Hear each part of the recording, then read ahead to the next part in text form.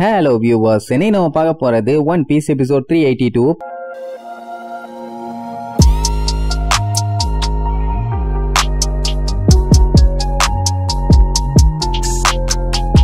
Open பண்ணா spa ஐலாண்டுன்னு ஒரு ஐலாண்ட காட்டுறாங்க. அந்த ஐலாண்டே பார்க்க சூப்பரா வேற லெவல்ல இருக்குது. எப்படின்னா மத்த ஐலாண்டு மாதிரி கீழே இல்ல, கடலுக்கு நடுவுல பெருசா கட்டி மேலதான் எல்லாத்தையுமே ரெடி பண்ணி வச்சிருக்கானுங்க. மேல இருந்து பார்க்கும்போது வியூவுமே அந்த அளவுக்கு செம்மையா இருக்கும். அப்படியே உள்ளுக்குள்ள காட்டுறாங்க. அங்க வந்திருக்கவங்க எல்லாம் செம்மையா என்ஜாய் பண்ணிட்டு இருப்பாங்க. இல்லாத விஷயமே இல்ல. இங்கதான் நம்ம ஆளுகளும் வந்திருக்காங்க. அதான் கையில ஏகப்பட்ட ட்ரெஷர் வச்சிருக்காங்களே, இனி என்ஜாய் தானே பண்ணுவாங்க. ரோபினால எல்லாம் இதை நம்பவே முடியல. ஃப்ளோரியன் ட்ரையாங்கிளுக்கு வெளியில இப்படி ஒரு சூப்பரான ரெசார்ட்டான்னு. இதுக்கப்புறம் எப்படியும் பஞ்சாயத்து தான் நினைச்சிட்டு இருந்தா, ஆனா இப்படி ஒரு என்ஜாய்மெண்ட்ல அவ அசந்து போயிட்டா. அப்பதான் ஹோட்டலோட மேனேஜர் வந்து நம்ம ஆளுகிட்ட பேசுவான். அதாவது இந்த ரெசார்ட்ல முக்கியமா என்னென்னலாம் இருக்குதுன்னு. ஆக்சுவலா இது ஸ்பா ஐலாண்டுங்கிறதுனால இங்க மொத்தம் 12 ஹீட்டட் ஸ்விமிங் பூல்ஸ் இருக்கு. அதுல 3 என்ன லேசி பூல்ஸ். அதுல ஒண்ணுல நம்ம சஞ்சய் ஜாலியா குளிச்சிட்டு இருப்பான். இன்னொன்னு டைவிங் கின்னே வச்சிருக்க ஒரு பூல். அதுல உசோப் என்ன பண்ணுவான், மேல இருந்து குதிக்கிற மாதிரி சாப்பாட்ட பீதியை கிளப்பி விட்டுட்டு அவன் பயந்த அந்த கேப்ல குடு குடு குடு குடுன்னு கீழே இறங்கி வந்து அதுக்கப்புறம் குதிப்பான். என்னென்ன டகால்ட்டி வேலை பண்றான் பாருங்க. அடுத்து இருக்கிறது வாட்டர் ஃபால்ஸ் பூல். அதுல பாத்தீங்கன்னா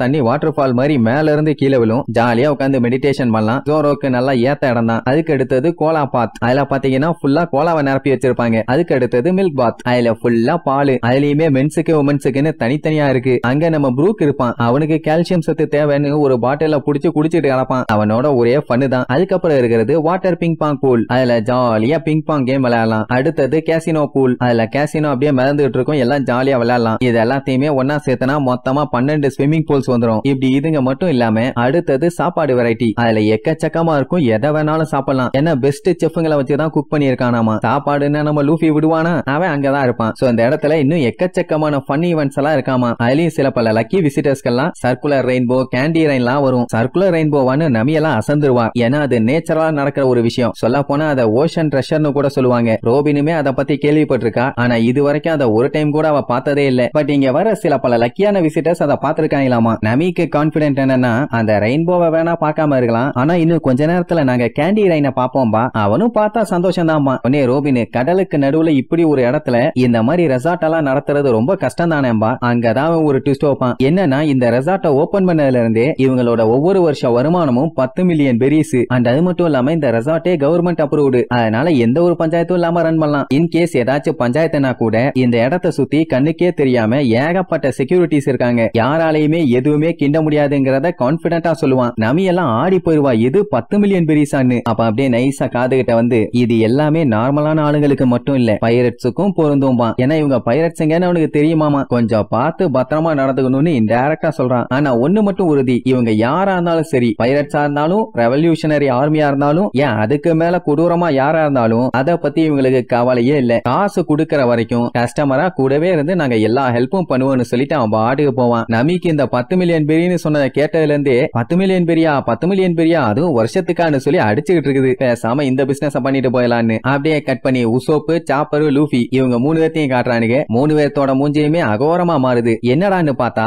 இவனு எல்லாம் ஒன்னா சேர்ந்து ஓடி போய் சின்னதா இது மேலயோ ஜம்ப் பண்ணுவானுங்க. அது என்ன பண்ணும், அலேக்கா இவனுல அப்படியே தேய்ச்சிக்கிட்டே போகும். ஐ திங்க் அது சோப்புன்னு நினைக்கிறேன், நான் சரியா தெரியல. இப்படி இந்த மாதிரி விளையாட்டு பண்ணிட்டு இருக்கிறத ஒரு குட்டி பொண்ணு தூரத்துல இருந்து பாத்துக்கிட்டு இருப்பா. இங்க ஜாலியா வலிக்கிட்டு போனவனுங்க கால் வலிக்கி பொத்து பொத்து பொத்துன்னு விழுவானுங்க. அந்த குட்டி பொண்ணு பார்த்துட்டு விழுந்து விழுந்து சிரிக்கும். அப்ப என்ன ஆகும், திடீர்னு அவனுக்கு மேல ஒரு கருப்பு கிளவுட் வந்து இவனுங்க மேல கேண்டி ரெயின் பெய்ய ஆரம்பிச்சிடும். சாப்பிட்டு பார்த்துட்டு டேஸ்ட் சூப்பரா இருக்குன்னு உடனே, வாவ் இங்க மட்டும்தான் இந்த மழை பெய்யுது அப்படின்னா நம்ம ரொம்ப ரொம்ப லக்கி, விடாதீங்களே தின்னுகளேன்னு சொல்லி எல்லாத்தையும் பிடிச்சி லபக லபக லபகன்னு வாயில அள்ளி போடுவானுங்க. அதுலயும் லூஃபி என்ன பண்ணுவான், வாயை ஓபன் பண்ணிட்டு அப்படியே நின்னவன் தான். மொத்த கேண்டி பாலும் வாயில நிரம்பி கடைசியில தூக்க முடியாம இப்படி கதறிட்டு கிடப்பான். அதுக்கப்புறம் ஜாலியா அந்த மாதிரி தண்ணியில ஸ்கேட் பண்ணிட்டு போவானுங்க. அதுவும் போறவனுங்க தனித்தனியா போறானுங்களா, அதுவும் இல்ல 3 பேரும் ஒட்டுக்கா போய் அடிச்சு புரண்டு கண்ணா பின்னான்னு குப்பரக்க விழுவானுங்க. அதை பார்த்துட்டு அந்த குட்டி பொண்ணு விழுந்து விழுந்து சிரிப்பா. இதுல வேற நீங்க பண்றதெல்லாம் ரொம்ப ரொம்ப முட்டாள்தனமா இருக்குன்னு வேற சொல்லுவாளா. எது முட்டாள்களா, யார் இவன்ட் அப்படியே பாத்துட்டு இருப்பாங்க. அந்த டைம் தண்ணியில வித்தியாசமா ஒரு கிரியேச்சர் இருக்கும். இது என்ன கன்றாவின்னு கேட்டா டப்புன்னு மாறும். இதுதான் இவளோட பெட்டு ரக்குன் டாக் நுக்கி. இதால எந்த உருவத்துக்கு வேணாலும் மாற முடியும். அப்படியே 2-3 உருவம் மாறி காட்டுமா. உடனே நம்மளுக்கு பார்த்துட்டு வாவ் சூப்பர்னு அசந்து போயிருவானுங்க. அப்புறம் அவளை பத்தி எல்லாம் சொல்லுவா. சாப்பர் கேட்டுட்டு எது உன் பேரு ரினாவான்னு கேட்பான். சாப்பர் பேசுறத பார்த்துட்டு பீதி ஆயிருவா. என்ன ரக்குன் டாக் எல்லாம் பேசுது. வருதுன்னு. அவன் நான் ரெயின்டியர் ரக்குண்ட் ஆகலன்னு கத்துவான். அப்படியான்னு அசந்து போய் கேப்பா. அப்ப அவளுக்கு வயிற்றுக்குள்ள கடமுடன்னு பயங்கரமான சத்தம். எப்பவுமே லூஃபி வயிறு தான் கொந்தளிக்கும். ஆனா இன்னைக்கு கொஞ்சம் வினோதமா இந்த பொண்ணு வயிறு கொந்தளிச்சிருச்சு. மொத்தத்துல பசியில இருக்கா. உடனே நம்மால பாக்கெட்ல வச்சிருக்க அந்த மீட் எடுத்து அப்படியே நீட்டுவான். இந்தாமா இத சாப்பிடு, இது ஒண்ணு பைரட் லஞ்ச் இல்லன்னு சொல்லி கொடுப்பான். இது பைரட்டா அப்படின்னா நீங்க எல்லாம் பைரட்டான்னு கேப்பா. உடனே நம்மளும் ஆமா நான் தான் லூஃபி, ஃபியூச்சர்ல கிங் ஆஃப் த பைரட்டா மாற போறவன். அவன் நான் தான் சாப்பர், இந்த ஷிப்போட டாக்டரும்பா. உசோப்பு நான் கேப்டன் உசோப்பு, ஒரு பெஸ்ட் ஸ்னைப்பரும்பா. இப்படி உனக்கு லூசு தரமா போஸ்ட் கொடுத்த உடனே அந்த குட்டி பொண்ணு விழுந்து விழுந்து சிரிப்பா. ஏன்னா இப்படி ஒரு பண்ணியான பைரட் செய்வ வாழ்க்கையில இது வரைக்கும் பார்த்ததே இல்லையாமா. வாட்டப்பிட்டி. சோ இப்படி இவங்க பேசிட்டு இருக்கும் போது அந்த பொண்ணு ஐயோ நான் மறந்துட்டேனேம்பா. ஏமா என்னாச்சுன்னு கேட்டா அவ அக்காவை காட்டுவா. அந்த பொண்ணு பேரு சயோ. அவ கையில வச்சிருக்க டைரியில என்னத்தையோ பார்த்து எதையோ வேலை பார்த்துட்டு இருப்பா. கட் பண்ணா எல்லாம் ஜாலியா உட்காந்து சாப்பிட ஆரம்பிக்கிறாங்க. அந்த லினாங்கிற பொண்ணெல்லாம் லூஃபிக்கு ஈக்குவலா டஃப் கொடுத்து தின்னுட்டு இருக்கா. நமி பார்த்துட்டு என்னம்மா சூறாவளி மாதிரி தின்னுட்டு இருக்கியம்மா. அதே நேரம் அந்த நுக்கி பர்கர் எல்லாம் தின்னுட்டு இருக்கும். நம்மளுக்கு ஒரே ஆச்சரியமா இருக்கும். இந்த ரக்குண்டாக எதை வேணாலும் சாப்பிடும் போலன்னு சாப்ப இருந்துகிட்டு அது ஆம்னி ஓரசும்பானா அப்படின்னா இந்த செருப்பத்திக்குமான்னு சொல்லி லூஃபி அதுகிட்ட தூக்கி போடுவான். எல்லாம் வேணாண்டான்னு கத்துன்னு கத்துவாங்க. ஆனா போட்டுருவானா அது பார்த்துட்டு என்ன பண்ணும், அந்த செருப்பாவே மாறும். அவ்வளவுதான் எல்லாருமே அசந்துருவாங்க. இத பார்த்த நம்ம சஞ்சிக்கு சந்தோஷம் தாங்க முடியல. அப்படின்னா இந்த ரக்குண்டாகால எதா வேணாலும் மாற முடியுமா? அப்ப ஓகேன்னு சொல்லி அப்படியே நெருப்பு பறக்க எனக்காக உலகத்திலேயே அழகான பொண்ணா மாறுன்னு சொல்லுவான். அதை என்ன பண்ணும், ரக்குண்டாகல எவ்வளவு அழகா மாற முடியுமோ அவ்வளவு அழகா மாறும். அவனால முடியல. ஐயோ சொல்றத தெளிவா சொல்லாம விட்டுட்டேனே, என்ன சொல்லி புரிய வைப்பேன். சரி ஓகேன்னு நமிய காமிச்சு அவளை மாதிரி எனக்கு மாறணும்னு சொன்ன உடனே அதே மாதிரி அந்த ரக்குண்டாக மாறும். உடனே அப்படியே சந்தோஷத்துல துள்ளி குதிப்பான். ஆனா முடியாம அங்கேயே டப்புன்னு விழுந்துருவான். ஏன்னா அது தம்மா கூண்டு சைஸ்ல மாறி இருக்கும். இத்தனூண்டு வச்சுக்கிட்டு நான் என்ன பண்றது, பட் எத்தனூண்டு இருந்தாலும் நமி தானே. அவளை தூக்கி வச்சுட்டு நமி நீ சூப்பரா இருக்கன்னு சொல்லி சுத்திட்டு இருப்பான். உடனே நமி வந்து ஓங்கி மண்டையிலே ஒரு போடு, நாசமா போன எடுபட்ட பாயில என்னடா வேலை பார்த்துக்கிட்டு இருக்கேன்னு. நம்ம ஆளுங்க பண்றதெல்லாம் பார்க்கும்போது அந்த லீனா பிள்ளைக்கு சிரிப்பா வரும். ஆனா அவங்க அக்கா காரி சோகமா கையில இருக்க டைரிய பாப்பா. அதுக்கப்புறம் ரெண்டு பேரும் நாங்க கிளம்புறோம் பாங்க. லூஃபிக்கு தான் அந்த ரக்குண்டாக கூட்டு போறீங்களா, செம ஃபன்னா இருந்துச்சேம்மா. நமிக்கு தான் காண்டாவும், ஏன்டா ஃபன்னா இருந்துச்சுன்னா யார வச்சு ஃபன் பண்ணிட்டு இருக்கீங்க, என்ன பார்த்தா என்ன லூசு மாதிரி இருக்கான்னு. அந்த டைம் தான் ஒரு மூலகட்ட பையன் சிரிச்சா எப்படி சத்தம் கேட்குமோ அதே மாதிரி ஒரு சத்தம் கேட்கும். எவன்டா அவன்னு பார்த்தா உசோப்புக்கே மூக்குல டஃப் கொடுப்பானே அந்த சில்வர் பாக்ஸ், அந்த லூசு பையன். அவன் ஆளுகளோட வந்திருப்பான். வந்ததே லினாவையும் சயோவையும் தேடி தானாமா. இவ்வளவு தூரம் வந்துட்டியான்னு லினா காண்டாவா. அவனும் இவ்வளவு தூரம் நீங்க வருவீங்கன்னு நாங்க எதிர்பார்க்கவே இல்லாமா. அப்படின்னா இவங்களுக்குள்ள ஏதோ ஒரு வாக்கியா தகராறு இருக்குது. உங்களை இங்கே வச்சு நான் புடிய போறேன். ஆனா அதுக்கு முன்னாடி எனக்கு இன்னொரு வேலை இருக்குதும்பா. வேற என்ன வேலை, நம்ம கிட்ட பஞ்சாயத்து இருக்கிறதா. ஏன்னா ஆல்ரெடி பஞ்சாயத்து பண்ணி நல்லா செருப்படி வாங்கிட்டு தானே வந்தான். அதனால வளைச்சு டைலாக் பேசுவான். என்ன லூஃபி இவ்வளவு தூரம் வந்துட்டீங்களா, உங்களை நான் அழிக்க போறேன். என்கிட்ட ஆல்ரெடி வாங்கினதெல்லாம் பத்தலையா, என்ன பண்றது, எவ்வளவு வாங்கினாலும் நீங்க திருந்த மாட்டீங்க, பார்த்து ரொம்ப நாள் ஆச்சுலன்னு உடம்பெல்லாம் வளைச்சு நெளிச்சு டைலாக் பேசுவான். ஆனா கடைசியில லூஃபி ஆமா யாருப்பா நீன்னு கேப்பான். அதுவே அவனுக்கு செருப்பால் அடிச்ச மாதிரி ஆயிரும். இவ்வளவு ஃபீல் பண்றான்னா எங்க மீட் பண்ணிருப்போம்னு நல்லா யோசிச்சு பார்க்கும்போது சஞ்சயும் சோரவும் போட்டு பெண்ட கழட்டினானுங்கல்ல அந்த விஷயத்த சொல்லுவான். அவனுக்கு காண்டாவண்டே நீ வேணும்னே தானே நாங்க அடி வாங்கின விஷயத்த மட்டும் தேடி சொல்ற. ஒய்யால நான் தான்டா ஸ்டார் ஹேட், உனக்கு தெரியல, தோல்வியே இல்லாத என்னோட வேர்ல்டு ரெக்கார்ட்ல நீ தோல்வியை கொண்டு வந்துட்டியே. அது மட்டுமா என்னோட ஜாலி ராஜரி நீ ஆட்டைய போட்டுட்டு உன் இஷ்டத்துக்கு கண்ணா பின்னான்னு உன்னை வரைஞ்சு விட்டீங்களா கேவலப்படுத்தினியே, ஞாபகம் இல்லையா மேன், யூ டெட்டி ஃபெல்லோம்பா. இவ்வளவு டீடைலா சொன்னதுக்கு அப்புறம் தான் லூஃபிக்கே ஞாபகம் வரும். ஓ இது அந்த டபரா செட்டு மண்டையன் நான், அடே டபரா செட் இல்லடா சில்வர் பாக்ஸ்னு கத்திட்டு கிடப்பான். உடனே உசோப்புக்கு ஞாபகம் வந்தது அவன் யூஸ் பண்ணுவானே ஸ்லோ ஆகிற பீம், அதுதான் அவன் கிட்ட கொஞ்சம் கேர்ஃபுல்லா இருந்தா சொல்லுவான். ஆனா சஞ்சய்க்கு அதை பத்தி எல்லாம் கவலை இல்ல. இவன் தான் என்ன பண்ணுவான் ஏது பண்ணுவான் தான் நல்லா தெரியுமே. ஏதாச்சும் பண்ணட்டும் பொழந்துடுறேன்பா. ஆனா அந்த லூசு பையன் இதுக்கு முன்னாடி பண்ண அதே ட்ரிக்கை இப்ப பண்ண போறது இல்லையாமா. இப்ப நாங்க புதுசா இறக்கிருக்கோம்னு சொல்லி அவன் மூஞ்சி மாதிரியே ரெடி பண்ண ஒரு கண்ணாடி பொட்டிக்குள்ள உள்ள போய் கதவை சாத்திக்குவானுங்க. இதுதான் ஹை ஸ்பீடு ரொட்டேஷன் மிரர் பால் ஆம்பிளிஃபயர். இதை சொல்லிட்டு கண்ணா பின்னான்னு வேகமா சுத்தும். எல்லாருமே மிரண்டு போய் பாப்பானுங்க என்ன இவ்வளவு வேகமா சுத்துதுன்னு. அப்போ கீழ இருந்து ஒரு கண்ணாடி ஒண்ணு வருமா, அந்த கண்ணாடியில பீமை யூஸ் பண்ணுவான். அந்த கண்ணாடியில பட்டு அவன் சுத்திட்டு இருக்கானே அவன் மூஞ்சி மாதிரி ஒரு கண்ணாடி, அதுல பட்டு கண்ணா பின்னான்னு அங்க இங்கன்னு அவன் பீம்ஸ் எல்லாமே ஸ்பிளிட் ஆகி போகும். சோ அப்படி இருக்கும்போது சுத்தி எவ்வளவு எனிமீஸ் இருந்தாலும் அவங்க ஸ்லோ ஆயிருவாங்கல்ல. சோ அப்படி நம்மளுக்கு அத்தனை வித்தையுமே ஸ்லோ பண்ணி விட்டுருவான். இவனை தடுக்க ஒரு கல் இருந்தா போதும். ஆனா நம்ம பயலுக்கு அசந்த நேரத்துல அந்த வேலையை பார்த்து விட்டான். சோ எல்லாருமே அப்படியே கம்ப்ளீட்டா ஸ்லோ ஆயிருவாங்க. அவ்வளவுதான். இதுக்கப்புறம் 30 செகண்டுக்கு எல்லாருமே ஸ்லோ தான். பாத்தீங்களா மேல பறக்கிற பறவை கூட ஸ்லோ ஆயிருச்சு. உடனே நேரா அந்த சயோ புள்ளைகிட்ட போய் அவ கையில வச்சிருந்தாலே ஒரு டைரி, அத பொசுக்குன்னு புடிங்கிட்டு என்ன லூஃபி இப்பவாச்சு என்னைய ஞாபகம் வருதா, இனிமேட்டு வாழ்க்கையில நீ என்னைய என்னைக்குமே மறக்க மாட்டேன்னு சொல்லிட்டு ஜஸ்ட் அப்படி ஒரு சொடக போடுவான். உடனே நம்மளுக்கு நின்னுட்டு இருக்காங்கல்ல அந்த பார்ட் மட்டும் அப்படியே உள்ளுக்குள்ள போகும். அப்படி போச்சுன்னா என்ன ஆகும், கீழே கடலு. இந்த ரெசார்ட்டை வேற சம ஹைட்ல கட்டி வச்சிருக்கான். இந்த ஹைட்ல இருந்து கீழே போய் விழுந்தாங்கன்னா அவ்வளவுதான், உசுருக்கு எந்த சேதாரமும் இல்ல. ஆனா பாடியில அங்க அங்கன்னு அடிபடும். இன்னும் 10 செகண்ட்ல நீங்க விழுந்து சாக போறீங்கன்னு கவுண்ட் பண்ணிட்டு இருப்பான். லூஃபிய மத்தவங்களும் முக்கி பாப்பாங்க, ஒண்ணும் பண்ண முடியல. அப்பதான் நம்ம ப்ரூக்க காட்டுறாங்க. வாவ் வாட் a லவ்லி குளியல். இப்படி குளிச்சதுனால என் ஸ்கின்னுக்கு ரொம்ப ரொம்ப நல்லதுமா. அதுக்கப்புறம் தான் சொல்லுவான், ஆமா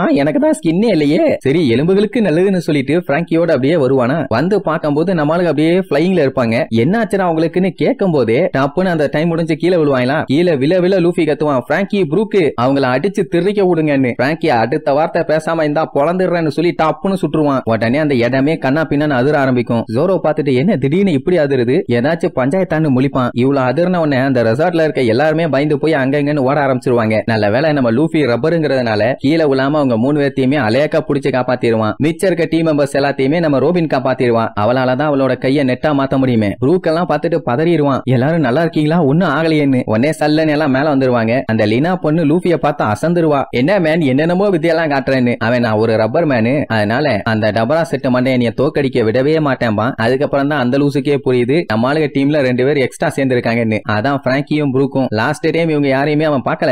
லாஸ்ட் டைம் மீட் பண்ணும்போது பிராங்கி இருந்திருந்தான்னா இவன் டவுசரா கழட்டி அடிச்சிருப்பான். நல்ல வேலை அவன் பார்க்கல. அவனுக்கு பிராங்கி சுட்டு தீஞ்சு போன நினைச்சலாம் கவலை இல்ல. ப்ரூக்க பார்த்துட்டு தான் பீதியாயி ஐயோ எலும்பு கூடுன்னு சொல்லி விழுந்தடிச்சு ஓட ஆரம்பிச்சிருவாங்க. அதுவும் எப்படி மறுபடியும் அதே ஸ்லோ பீமாமா. உடனே அவன் மூஞ்சி மாதிரி இருக்க அந்த கண்ணாடி பெட்டிக்குள்ள போய் ஏறுவாங்க. எப்போ அந்த குரங்கு பையன், அப்புறம் அந்த பொண்ணு, அதுக்கப்புறம் தான் இந்த சில்வர் ஃபாக்ஸ் உள்ள ஏறுவான். ஆனா இப்ப வீதியில சில்வர் ஃபாக்ஸும் அந்த பொண்ணு முதல்ல ஏறினதுனால இந்த குரங்கு பயலால உள்ள போய் கதவை சாத்த முடியல. மேல அவனோட கேப் இடிக்க ஆரம்பிச்சிருச்சு. சட்டு புட்டுன்னு மூடிடான்னு சொன்ன இழுத்து அடிப்பானா. கண்ணாடி எல்லாம் சிலு சிலா செதறிடும். ஐயோ எல்லாத்தையும் கெடுத்துட்டானேன்னு சொல்லி நடுங்கிட்டு இருப்பான். அவ்வளவுதான். இதுக்கப்புறம் சொல்லவா வேணும். லூஃபி பசூக்கான்னு சொல்லிட்டு ஓங்கி ஒரே அடி. அப்படியே அந்த மொத்த பெட்டியோட திருச்சடிச்சு போய் தண்ணிக்குள்ள விழுவானுங்க. இதுக்கு இந்த வேண்டாத வேலை. வந்த வேலையை பார்த்தமா போனமான்னு இருக்கிறது இல்ல. பழைய எனிமீஸ் எல்லாம் சுரண்டி பார்த்து கண்டமாகறதா இவனுக்கு வேலையே. தண்ணிக்குள்ள விழும்போது கூட திருந்தல. ஒன்னா விட மாட்டேன்டான்னு புலம்பிக்கிட்டே தண்ணிக்குள்ள போறதோட அந்த ரெசார்ட்டை தான் காட்டுறாங்க. அங்க இருக்க மக்கள்லாம் பதறி அடிச்சு அங்க எங்கன்னு ஓடிட்டு இருக்காங்க. என்னன்னா போன பாட்டுல அந்த சில்வர் ஃபாக்ஸ் வந்து வம்பு பண்ணால, அவன் பண்ண வம்புல அந்த இடமே கண்ணா பின்னான்னு அதிர ஆரம்பிச்ச உடனே அங்க இருந்தவங்க எல்லாம் பயந்துட்டாங்க. ஐயோ இடிஞ்சு கீழே விழுந்துருமோ அப்படின்னு.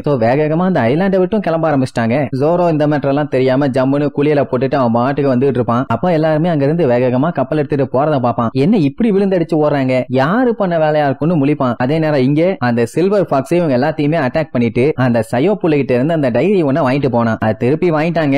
எதுக்காக இவங்கள ஃபாலோ பண்ணி வந்து அந்த நோட் புக் ஆட்டே போறான்னு தெரியணும்ல. சோ அப்படியே அவங்க கிட்ட விசாரிச்சா அவனோட பேரு ஃபாக்ஸ்னு கூட அவங்களுக்கு தெரியல. சரி அப்படி என்னதான் அந்த புக்ல இருக்குன்னு விசாரிச்சா 2 பேரும் ஒரு செகண்ட் யோசிப்பாங்க. ஆனா உடனே அந்த குட்டி பொண்ணு சொல்லிடுவான், இந்த புக்ல தான் ஜுவல்ஸை எப்படி உருவாக்கணும்னு A to Z இருக்குதும்பாலா. உடனே நம்மளுக்கு பயங்கரமான ஷாக்கு. அவங்க அக்கா சயோ ஏன் லீனா சொன்னேன், இதனால பெரிய பிரச்சனை வரப்போகுதுங்கிற மாதிரி சொல்லுவா. ஆனா லீனா அதெல்லாம் ஒண்ணாகாது, நீ பயப்படாதுன்னு சொல்லுவா. என்னதான் நம்மளுக்கு பைரட்ஸாவே இருந்தாலும் அவங்கள நம்பலாம், அவங்க நல்லவங்க. அது மட்டும் இல்லாம அவங்க ரொம்பவும் ஸ்ட்ராங்காவும் இருக்காங்க. நம்ம மட்டும் பண்ணோம்னா கண்டிப்பா நம்மளால நம்ம கோலை ரீச் பண்ண முடியாது. அதனால இவங்களோட ஹெல்ப் நமக்கு வேணும்னு சொன்ன உடனே சயோ பயங்கரமா யோசிச்சு பார்த்துட்டு சரி ஓகே இந்தாங்க இது எங்க அப்பாவோட டைரி, நீங்களும் பாருங்கன்னு சொல்லி நீட்டுவா. அதுல பார்த்தா ஏகப்பட்ட நம்பர் சும்மா கச்ச கச்ச கச்ச கச்ச கச்ச கச்சன்னு இருக்கும். இந்த குட்டி பொண்ணுகளோட அப்பா ஒரு இன்வென்டர். அண்ட் அது மட்டும் இல்லாம அதுல ஜுவல்ஸ் எல்லாம் எப்படி உருவாக்குறாங்கிற மொத்த டீடைல்ஸுமே இருக்குதாமா. சொல்ல போனா அதுக்கான ஃபார்முலாஸ் அதை எல்லாராலையும் புரிஞ்சுக்க முடியாது. பட் சயோவால அதை படிக்க முடியும்னு சொன்ன உடனே அவளை பாராட்டி தள்ளுவாங்க. அப்ப நமி அந்த டைரி அப்படியே கொஞ்சம் புரட்டி பார்க்கும்போது அதுல நாட்டிகள் சார்ட் எல்லாம் இன்க்ளூட் பண்ணிருக்கும். அதுவும் ஹாட் வாட்டர் இருக்கிற இடத்துல ஒரு எக்ஸ் மார்க் வேற போட்டு வச்சிருக்கும். அங்கதான் இப்ப இவங்க 2 பேரும் போகணுமாமா. மேபி அங்க ஜுவல்ஸை உருவாக்குறதுக்கான சீக்ரெட் ஏதாச்சும் வச்சிருக்கலாம் அப்படின்னு சொன்ன உடனே அப்ப இந்த டைரியில எல்லாமே இல்லையான்னு கேட்டா அங்கதான் ஒரு ட்விஸ்ட். இதுல 99% ஃபார்முலா இருக்குது. ஆனா அந்த மிச்ச 1% மட்டும் எங்கேயோ அவங்க அப்பா மறைச்சு வச்சிருக்காரு. அதுக்கான க்ளூவா கூட இது இருக்கலாம்ல. நமிக்கு ஒரே குழப்பம், இது ஹாட் வாட்டரா இல்ல ஹாட் ஸ்பிரிங்கான்னு தெரியலையே. மேபி இந்த ஸ்பா ஐலாண்டா கூட இருக்கலாமேன்னு சொல்லுவா.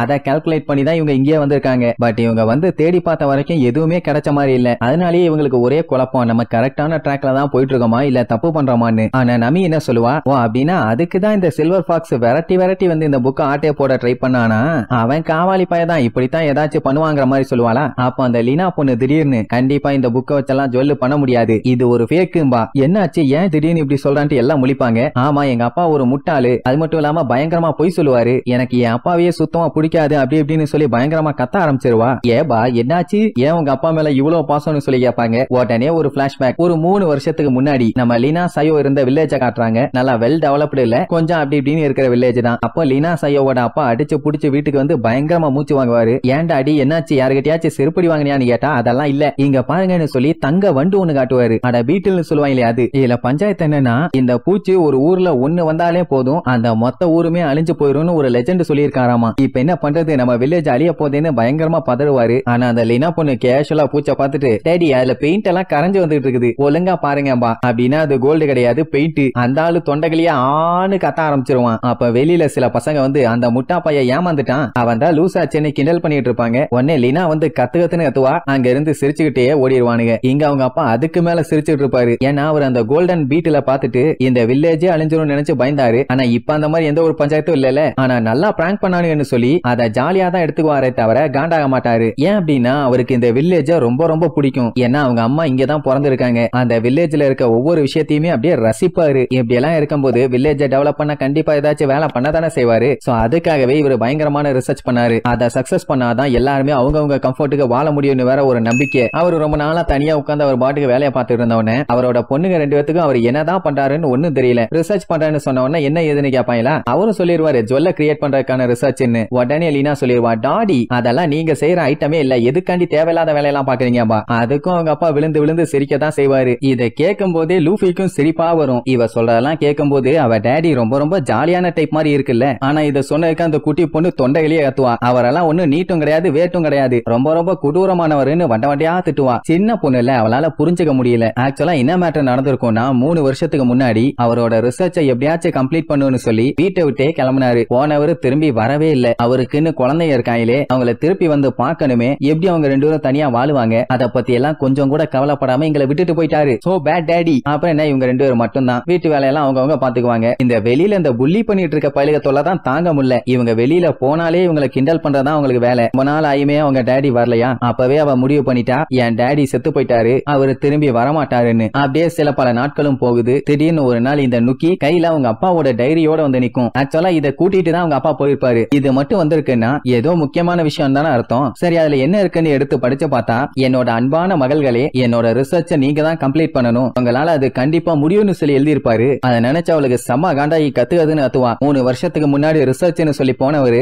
எங்களை கம்ப்ளீட்டா மறந்துட்டாரு அப்படி இப்படின்னு. இப்படி இவ சொல்றது எல்லாத்தையுமே டிரான்ஸ்போர்ட்டர் ஸ்னைல யூஸ் பண்ணி எவனோ ஒருத்தன் ஒளிஞ்சிருந்து கேட்டுட்டு இருப்பான். எங்க அவங்க அப்பாவை போட்டு வண்ட வண்டியா திட்டிட்டு இருப்பா. அவரு கண்டிப்பா ஒரு முட்டாளு, இனிமேட்டு அவரோட வார்த்தைகளை நான் நம்பவே மாட்டேன், நகை செய்யறேன்னு சொல்லி பொய் சொல்லியே ஏமாத்திட்டு இருக்காரு. ஆனா கடைசியில எதுக்காக இப்படி ஒரு குவிஸ் ஒன்னு கொடுத்தாரு, என்னால அதை தாங்கிக்க முடியலன்னு கோவத்துல கண்டமேனி கத்துவா. லூஃபி அவ சொன்ன கதையெல்லாம் கேட்ட வரைக்கும் அவ டாடி ரொம்ப ரொம்ப நல்லவரு, நீட்டான மனுஷன்பா. உடனே அவளுக்கே ஷாக் ஆகும், என்ன இப்படி சொல்லிட்டான்னு. அதுக்கப்புறம் நான் அந்த ஜுவல்ஸ் எல்லாம் பாக்கணும்னு ஆசைப்படுறேன் பானா, அவளுக்கு உடனே காண்டாயிரும். நான் இவ்வளவு சொல்றேன், இன்னுமே என் அப்பனுக்கு சப்போர்ட் பண்ணி பேசிட்டு இருக்கீங்க, அந்த ஆளு ஒரு மஞ்சமாக்கான் அப்படி இப்படின்னு கத்துன்னு கத்துவா. அதையெல்லாம் கண்டுக்காம என்ன ஜோரோ லேட் பண்ணிட்டேன்னு லூஃபி ஜோரோ கிட்ட பேசிட்டு இருப்பான். சரி அப்ப நீங்க இந்த ட்ரெஷருக்காண்டி தான் வந்திருக்கீங்களான்னு கேட்டா, நான் வரல, என் அக்கா தான் வந்தா, அவளுக்கு பாடி கார்டா தான் நான் வந்தேன்னு கத்துவா. எது இந்த குட்டி பொண்ணு அவளுக்கு பாடி கார்டா, என்னடா நடக்குதுங்கன்னு முழிப்பானுங்க. அவ தான் ஹெல்ப் பண்ணுன்னு சொல்லி கெஞ்சினாலாமா இந்த ரகசியத்தை எப்படியாச்சும் கண்டுபிடிக்கணும்னு. அதனாலதான் அவ கூட வந்த, இல்லன்னா எனக்கு இதுக்கு இந்த வேண்டாத வேலைன்னு வண்ட வண்டியா திட்டுவா. ஜோரோ பார்த்துட்டு சரி இப்ப என்னதான்டா பண்ண போறீங்கன்னு கேட்டா, திடீர்னு அவங்க அக்கா எந்திரிச்சு,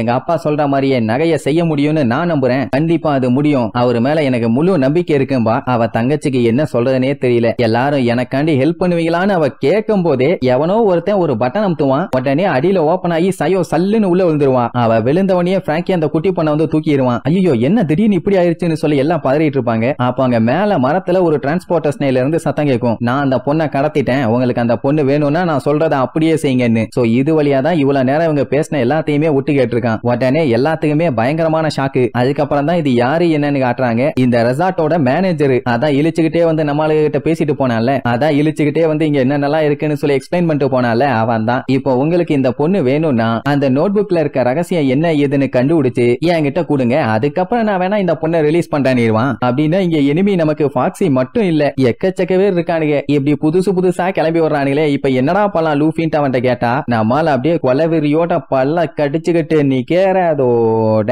இந்த எபிசோடுக்கு எண்டு கார்டு போட்டு முடிக்கிறாங்க.